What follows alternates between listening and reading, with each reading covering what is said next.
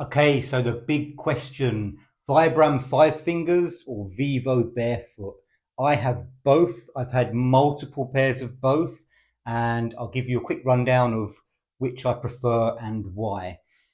There's not one that I prefer in particular, they just both work for different things. In the gym, I think the Vibram FiveFingers is one of the best shoes you can get. It's so light, it's so flexible, it's as close to being barefoot as you can get. I personally quite like the feel of the gaps between the toes. Not everyone does. The only downside is they can get a bit smelly if you're wearing them barefoot, the same as any trainer. The solution to that would be to get some of the five-toed socks, which is a great solution. But personally, I prefer to wear them with no socks on and just give them a bit of a spray and give them a wash every now and then. But they're super light, super flexible, and probably the most comfortable shoes you'll wear. The Vivobarefoot are your classic zero drop wide toe box barefoot minimalist shoe. This is the Primus Light Knit, which is nice and soft. It's a bit stretchy. Again, super comfortable. Obviously, you can wear these with regular socks. They haven't got to be the toe socks, which is a bit of a bonus. They don't get kind of as smelly because you are wearing them with socks, although you can wear without.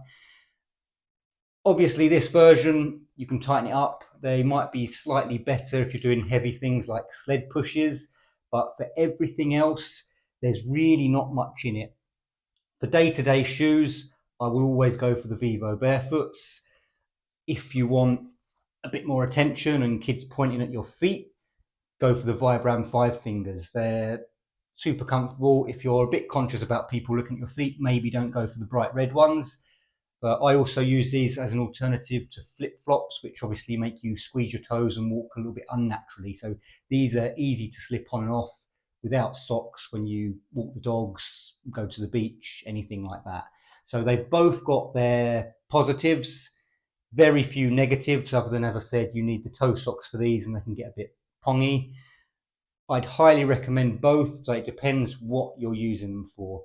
If it's just for the gym, Vibram FiveFingers are probably my favorite. However, because of, as I said, the downside of they can get a bit smelly, you need the special socks for them. I do tend to wear the Vivobarefoots more, not just in the gym, but these are the ones I wear day to day everywhere as well.